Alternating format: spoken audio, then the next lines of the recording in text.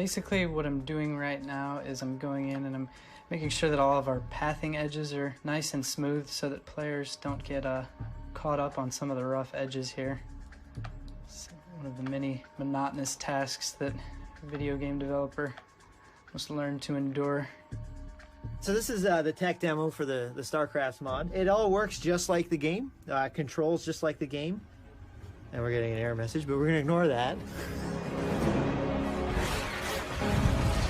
Modding is basically taking our games, our engine, and creating something new using those tools. A modified experience. Opening up the editor, making your own map, and putting new rules to the game. It could be completely new. You're basically taking the tools that the developers use to create their own AAA titles and using them for something for yourself or for the community, which is a pretty awesome experience. Round 1, go!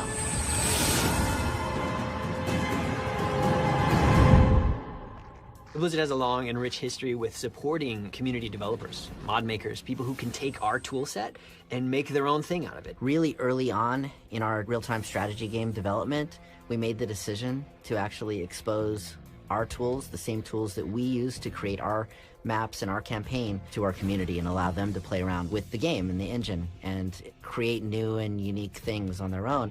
One of the things that we saw with Warcraft 2 and the map editor that we delivered was people were able to create and put together map packs, and so the most dedicated Warcraft 2 fan may have actually bought boxed map packs from third parties in stores.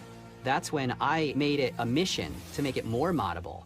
When we were doing Warcraft 3, I went in to all of my engineers and I said, we want to look at this as moddable as one of the main things that we do. We've just been amazed at the creativity and talent that exists out there in the community. Inside StarCraft 2, you can make a lot of different types of games. We did everything we can to enable our community to really go crazy. We give them all of the tools that we use. I watched a trailer for a third-person, over-the-shoulder shooter. We have tug-of-war games, general RTS games, puzzle games. We even have, like, party games. It's not just a map editor anymore. It is a platform for content creation.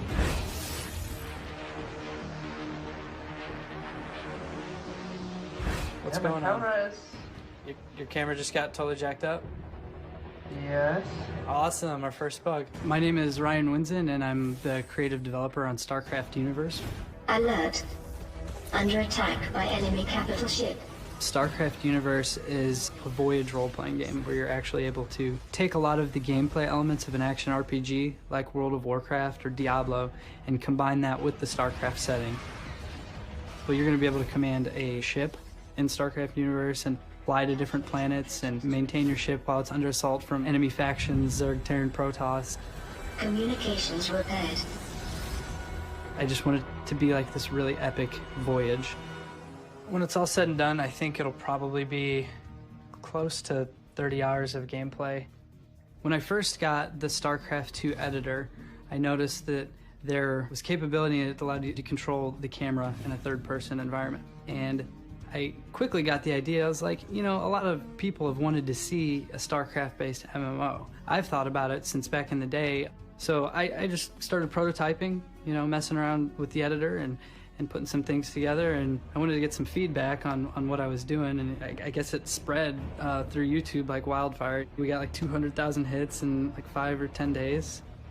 We put up a PTR to let people into the game to experience the game mechanics, all the abilities, the progression, a lot of the enemy AI.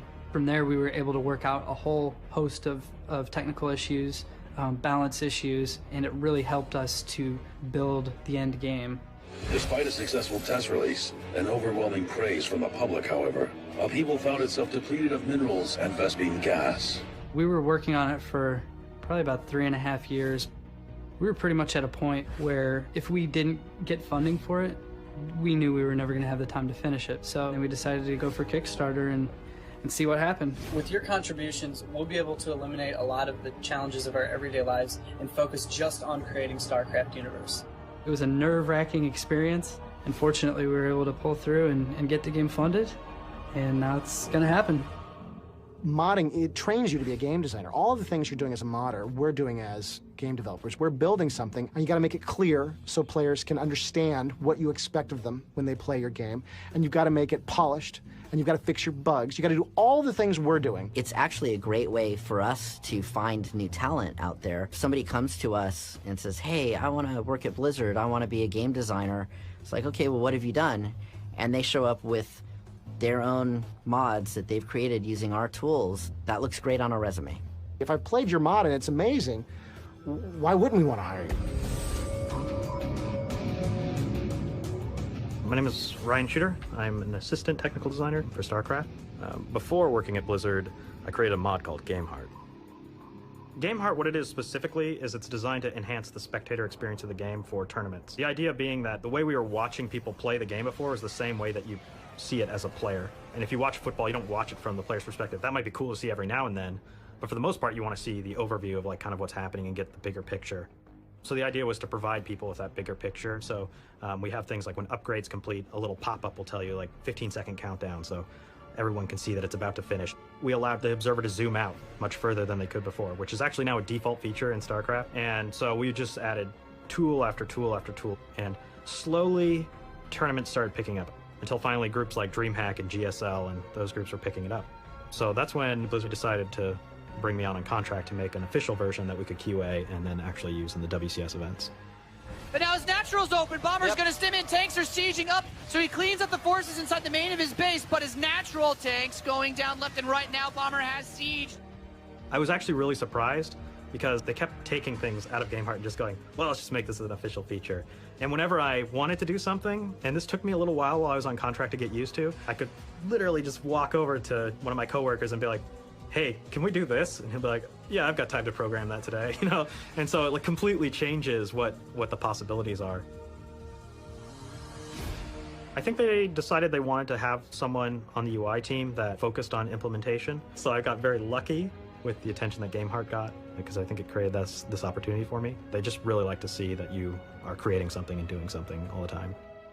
You do not at all need to be a programmer to mod in the StarCraft 2 editor. The technical artists on the SC2 team actually made the 3ds Max art tools and plugins and scripts available to allow modders to make all their own art, drop it in the game, and let other people play it on the arcade.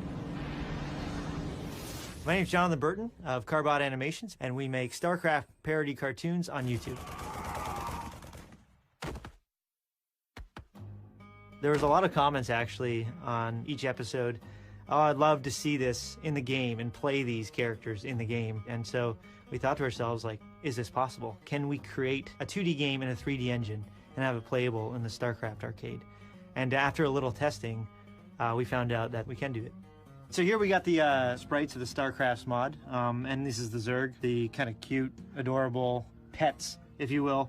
Except this guy here is a little more hardcore than that. You can see how each direction has its own animation, its own attack animation, run, idle animation, and even death.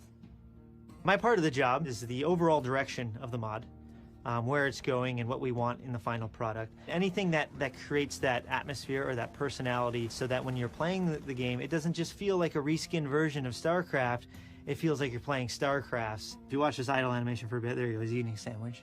So that's nice. Now some chips. Balance out the sandwich. We want to make each unit be able to dance. We'll also have an ability that every unit can use within the first probably about 5 or 6 minutes of the game where they're able to just throw some cheese. Just cheese them. I think we're going to change it to one big cheese, block of cheese, but right now it's multiple cheese. It doesn't do anything. It's just purely a cosmetic feature that you can just annoy your opponent and shower them with cheese as you can and rush them. I've always wanted to like create a game, so this is something it's a little step towards that. It's not like an own game, but it's a little step towards that, and we're able to create all the art, which is a really awesome experience because now I can appreciate all the little things that go into creating a game. The little rock over there, a little tree. People made that, and now I have to. Triple bonus. People ask about the future of StarCraft 2, which I hope is a very long and thriving future, but I think a part of that future is the mod community. I think that modding is showing that it's actually a great resource for finding new ideas and finding new things that have massive potential for success. You don't understand what people are going to create with it, and you don't understand how powerful it is until they start creating things. And only after they start creating amazing things is the level of capability revealed. I feel like every week we're finding a new mod that we pass around emails internally and we say, how in the world is someone doing this? And if you talk to any of the developers, they're going to say the exact same thing, that they're inspired by what the community does with the tools that we give them. And it's really, really exciting to see.